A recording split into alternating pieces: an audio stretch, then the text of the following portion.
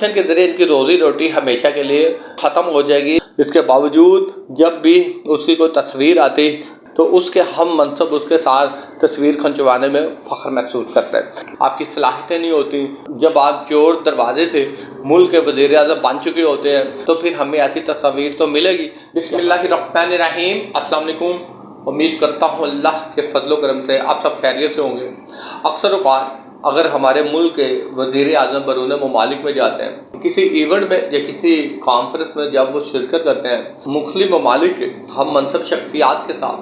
جب ان کی تصویر شائع ہوتی ہے تو وہ دیکھ کر بہت زیادہ ذہن میں سوالات اٹھتے ہیں کہ جب بھی ہمارے ملک کے وزیر اعظم کی تصاویر اپنے ہم منصب شخصیتوں کا میڈیا کی زینت بنتی ہے تو پھر ہمیں اپنے وزیر اعظم کو ڈھونڈنے میں دشواری کیوں ہوتی ہے؟ اس تصویر میں آخر کچھ لوگوں کو پہلی قطار میں جگہ مل جاتی ہے اور کچھ ہمارے وزیر اعظم ایسے ہیں کہ ان کو آخری لائن میں آخری کونے پر جگہ دی جاتی ہے۔ کیا ہمارے وزیر اعظم کا تصویر بنواتے وقت اس جگہ پر کھڑے ہونا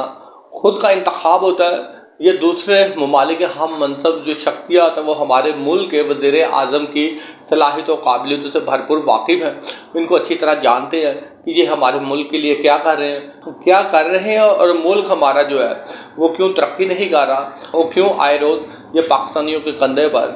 قرض کا بوجھ بڑھاتے جا رہے ہیں۔ جب آپ کسی صلاحیت کے مالک ہوں، جب آپ قابل ہوں، جب آپ محنتی ہوں،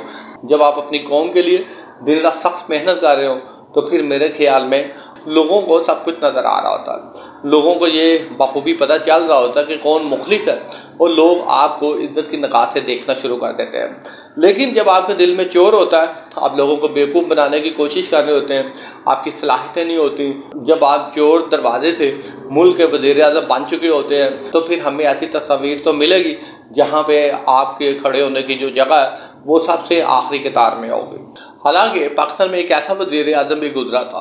جب پوری دنیا کورونا کی لپیٹ میں تھی۔ اس کورونا کی وجہ سے ملک کی معیشت کو شدید جھٹکے لگے تھے، مہنگائی بڑھ رہی تھی، ملک کی معیشت پہلے ہی IMF کے در پر تھی۔ ان ساری صورتحال کے باوجود جب وہ شخص کسی بیرون ملک میں جاتا تو بڑے فخر سے ملتا، اپنے کلچر کو پروموٹ کرتا۔ اس کی گفتگو میں ایک عجیب قسم کی کشش تھی، اس کی گفتگو، اس کی تقاریر، اس کے جملے بغیر پرچی کے تھے۔ سننے والوں کو ایسا لگتا تھا کہ وہ جو کہہ رہا ہے وہ دل سے کہہ رہا ہے، اور دیکھنے والوں کو بھی یہی محسوس ہوتا تھا کہ وہ پاکستان کے لیے کچھ کرے گا۔ وہ بیرون ملک میں جاتا تو پاکستان کی بات کرتا، کشمیر کی بات کرتا، اور اسرائیل کی اس نے مخالفت کی، اس اسرائیل کو قبول نہ کرنے کا فیصلہ کیا۔ ان ساری چیزوں کو جب دیکھتے ہیں اور اس کے باوجود اخبارات میں صفحے اول کی خبروں کی زینت وہ بن جاتا، اس کے باوجود جب بھی اس کی کوئی تصویر آتی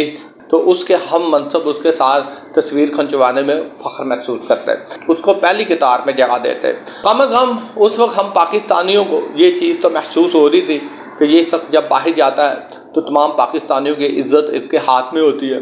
وہ پاکستان کی نمائندگی صحیح لفظوں میں کر رہا ہے۔ اگر کسی کو یہ سب کچھ برا لگ رہا تھا تو وہ پاکستان میں موجود اس کے سیاسی مخالفین تھے۔ اگر کسی کو یہ برا لگ رہا تھا تو وہ لوگ تھے جو ہمیشہ سے پاکستان کی تقدیر کا فیصلہ کرتے آئے تھے، جو یہ دعویٰ کرتے تھے کہ پاکستان ان کے ہاتھوں میں محفوظ ہے، اور ان کو یہ بھی محسوس ہو رہا تھا کہ اگر یہ شخص کامیاب ہو جاتا ہے، پاکستان کو اس ضلالت اور بے عزتی کی دلدل سے باہر نکال لیتا، پاکستان کو قرضے کی لعنت سے آزاد کروا لیتا ہے، تو پھر ان کی پاکستان سے ہمیشہ کے لیے چھٹی ہو جائے گی، اور یہ کرپشن کے ذریعے ان کی روزی روٹی ہمیشہ کے لیے ختم ہو جائے گی، ان کی آسائش ان سے چھین لی جائیں گی۔ یہی وہ چیزیں تھیں جو یہاں کے سیاسی مخالفین اور غیر سیاسی سپر پاور کو منظور نہیں تھیں، اور ان سب نے مل کر اس کی حکومت کا تخت دھرن کیا۔ اگر یہ شخص آج تک پاکستان میں بچا ہوا ہے تو صرف اور صرف پاکستانی عوام کی وجہ سے ہے۔ اس شخص نے پاکستانی عوام کی اکثریت کے دل جو ہے وہ جیت لیے ہیں۔ شکریہ۔